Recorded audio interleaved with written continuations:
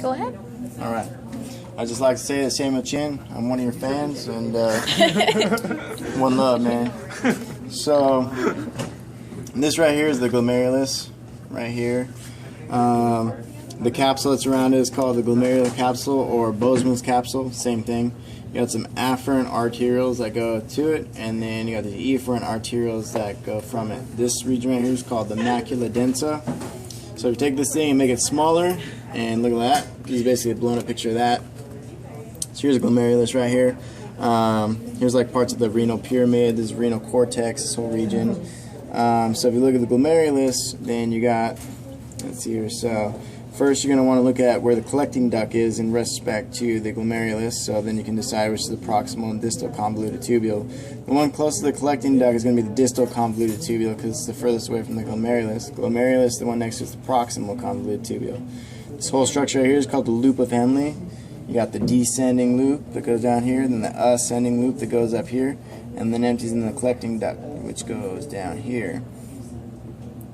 So then you make this smaller, and go into here. That's exactly what I was talking about. Here's the collecting duct right here. Here's the loop of Henle type of thing. These are all little glomeruli. See these little sac-like things. Like I said, you got the renal cortex on the outside. The renal medulla is everything that's composed of, like right here. You got the renal pyramids right here. In between the renal pyramids, you have the renal columns. Let's see here. And then you got the renal papilla, which are the ends of the renal pyramids, which empty into these things called the minor calyxes. When those calyxes converge into one, it becomes a major calyx, so like these two into one, major calyx. When they all converge into one thing, this whole thing is called the renal pelvis, which turns into the ureter, which goes down the bladder.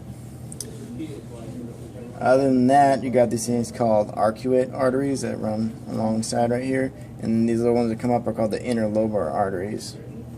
And you move over to this model over here. Pretty much the exact same thing. You just want to look at where the collecting duct is, and you go up and then you see where it's at. So where that collecting duct comes to, the distal convoluted tubule. Over here would be the proximal convoluted tubule. You got the descending and ascending loop. These things right here are the pericapillary networks. Same thing right here. This little meshwork stuff under capillaries, pericapillary networks. And then these little looping structures are called those vasa rectae. And that's pretty much it. That one's got all the same stuff as the other one. It's just not as cool of a model.